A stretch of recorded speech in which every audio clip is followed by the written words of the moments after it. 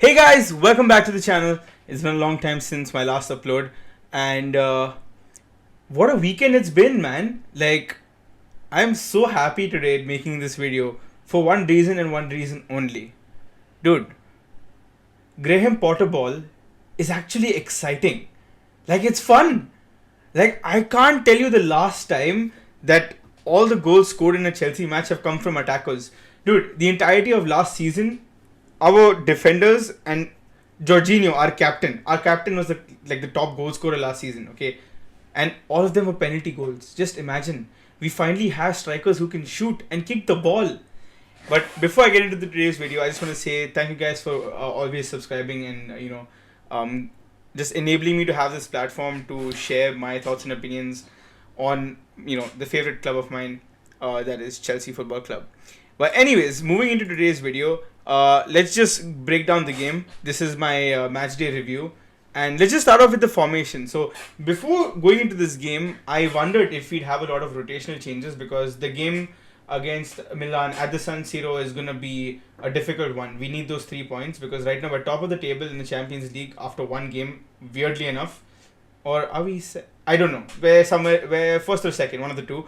And I was wondering whether we'd make changes and whether we'd still follow the three at the back formation.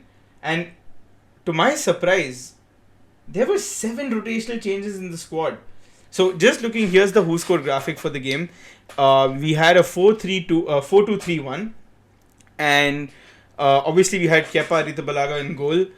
He's performing so well under Graham Potter, and I'm so happy for him. Honestly speaking, he's the most improved player I feel at the moment on the team. And moving into the back line, okay, for all you FPL users out there, I know you're pissed that Reece James, the best right back in the world right now, didn't start. So that's a bit unfortunate. But that's all right. We had Reece James replaced by Azpilicueta as right back, Cucurella as a left back. I had a feeling he would start this game given that Chilwell played in the match before. And then our 2 centre back pairings. I wondered if Silva would start this game because he's been playing week in, week out. But I'm happy he got a rest. And Chalobah, he deserves a shout. He had a really good game. And so did Koulibaly. So they made up our back line. So that was Cucurella, Koulibaly, Chalobah and Azpilicueta that made up our back line. Jorginho came back to play in the number 6 role as he always does. And a surprise, shocking entry that I didn't see coming was Ruben Loftus-Cheek starting this game.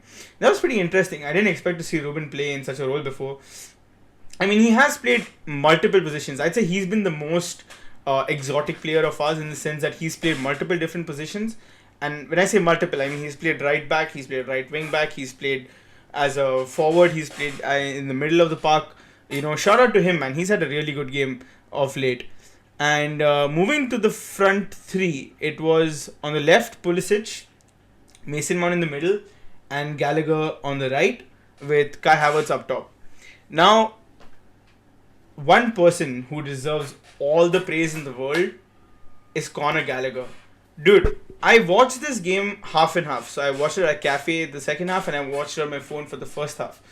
And the one thing that struck out the entirety of the game had to be Conor Gallagher, man. This guy is an engine. He just keeps running. Everyone's worried now with Kante's contract situation if he's going to actually stay at the club. But I say don't be scared, man. Because you've got Gallagher. This guy can run. And the thing is, I'm so happy that Graham Potter played him in the front, He's not a traditional 6, but he plays in the forward lines. He likes to charge. He likes to play attacking football. And he played in like an almost like an 8 position and not and almost to the wing. And I was happy with his performance, So let's just break down the game from start to finish. The first half was pretty good to a certain extent, for one reason that we just can't seem to finish our chances. I can't tell you how many chances we kept missing. Gallagher missing, Mount missing. And the thing is, they're all well-worked moves. It's like the whole problem that Chelsea has had since the start of the season has always been our lack of finishing, which is why we had to get somebody like Aubameyang in. And, props to him. He's been doing the job well, so I have no complaints against Aubameyang. But Pulisic had a wonderful shot, okay, from outside the box. He curled it in. Jose Sa had to make a really, really good save to, prevent them from going 1-0 down. And, shout out to Wolves also for one person and one person only. That's Diego Costa, man. Like, just a sidebar here, but I'm so happy that he finally got the standing ovation that he didn't get all those years ago. If you see his post-match presser, he's done he's done Mr. Antonio Conte really, really dirty, and I feel kind of bad for him. But that's just facts, man. I mean, he didn't, after playing so well the season before and winning a Premier League title, Conte didn't have any faith in Costa, and that was a bit sad to see. But yeah, props to him. He had a alright game, I'd say. He did the job for us at least. But yeah, the first half was pretty lackluster. I didn't really see us finishing any chances. And then out of nowhere, Mason Money Mount, okay, Mickey Mount, he came. I don't know. This guy suddenly today he's been like, he switched on. It's like all these after those chunks and Harry Pinheiro and Philly and Noah Beck comparisons. He's like, nah, fam, I'm not having this. It's time to pick up the pace. And what a brilliant cross it was from the right wing. It wasn't even like a curler. It was just a flat, not even a flat, a floated cross across the box. And, Kai Havertz was there to just like boop, loop it in. And there we are, 1-0. And I was pretty happy with that goal.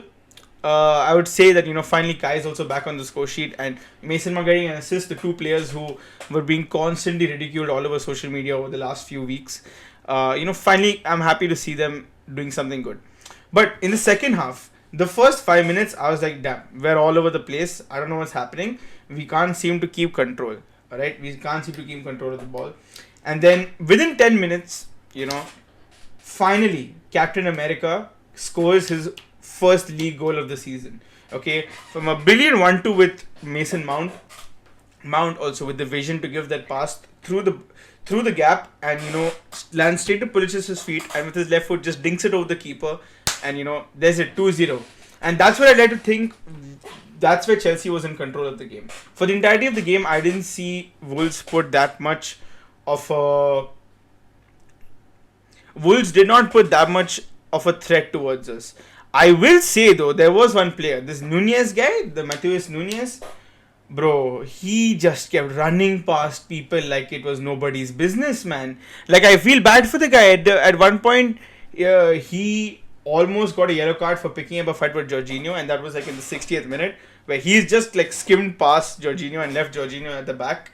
And so Jorginho tries to tackle him, and he gets fouled. Obviously, Jorginho gets a yellow for that. But then he proceeds to like trip Jorginho after that. I found that kind of stupid. Like, why would you do that after you're playing so well? But anyways, then the game goes on, and then we have a few substitutions and cameo appearances. In the 60th minute, 66th minute, and the 72nd minute, we get on Kovacic, Reece James, and Armando Broja, and out goes Pulisic, Mount, and Loftus-Cheek. Kind of pissing off that Reece James had to come on, and I could have got points on the FPL bench. But anyways, it is what it is.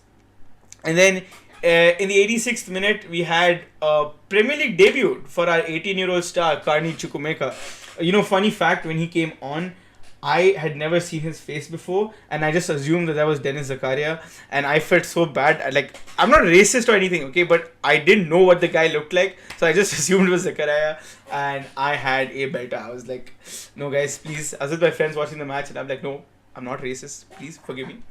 And yeah, and then so Conor Gallagher goes off, Carney Chukwuemeka comes on, Kai Havertz goes off, and Hakim Ziyech makes his first start. Not first start, but his first appearance for Chelsea this season, which was a bit strange to see. They had a few chances here and there. They played alright. And then finally, the one player who I was waiting ages for to score his first goal for Chelsea, it was Armando Broja. With a brilliant through ball from Kovacic, all the way from the middle of the park. Broja has the energy and he has the aggressiveness to like reach for the ball. Okay, he cuts in, and it's a beautiful finish into the far corner. Jose could not do anything about it, and that's what we were lacking for the last so many weeks. I'm finally able to actually say positive things about Chelsea's games recently. I'm like, it's really nice to see. But it was a good game. And it was a good game, to be fair, from our end. I feel bad for Wolves. They lost their manager. They're currently with an interim right now at the moment, one of the assistant coaches, and they were missing off so many players, man. I believe uh, Neto was off, like he was injured, and he's been injured, going to be injured for a long time also. So you gotta feel bad for the guys, man. You gotta feel bad for Wolves. On the plus side, we've got to know about Fofana's injury from midweek against Milan, and it's good to know that our man and our boy Wesley Fofana is going to be out for up to 4 weeks. So maybe if we're lucky, he comes back sooner. But honestly, the injury was pretty bad. I grabbed my knee after I saw him twisted that way, and we're lucky. We're lucky that he's going to be out for only a few weeks, and it was only a knee sprain and not any ligament tear or such. Kante should be back soon. I think he'll be making a few appearances for us within the next few weeks, I would say. But looking to the Premier League table right now, we're currently sitting fourth, which is actually very good to see. Unfortunately, yesterday Brighton couldn't pull off an upset against Tottenham, so that's a bit unfortunate on our end. But yeah, City on top of the league, Arsenal second, Tottenham in third, and we're in fourth. And Liverpool in 10th. That's a bit sad. And I'm happy to laugh. I'm happy to laugh at them. But yeah, thank you guys so much for watching. I probably might not, or maybe, I don't know, I can't say yet. I may or may not make a video or a preview series for matches, because I think I would have a lot more fun doing those. But it's just the lack of time that kind of makes it difficult, to be completely honest. And the other day I had a video ready, and it's kind of sad that my file got corrupted during export, and I was so pissed. I was so happy because it was about to go up before the AC Milan Chelsea match, and we have played so well since then, man. So anyways, thank you guys so much for watching. I appreciate all the support that's been there for the channel. I'm constantly trying to put out content that people can actually watch and enjoy. So it's nice to know there are people out there who actually give a shit about this kind of stuff. So thank you so much for watching. I am off to play some football today because I have a mini World Cup next week. Those of you Dubai Blues who are watching, watch out. I'm going to be playing for Team Brazil, and I'm playing today with some random friends of mine after maybe 6 months of not playing football.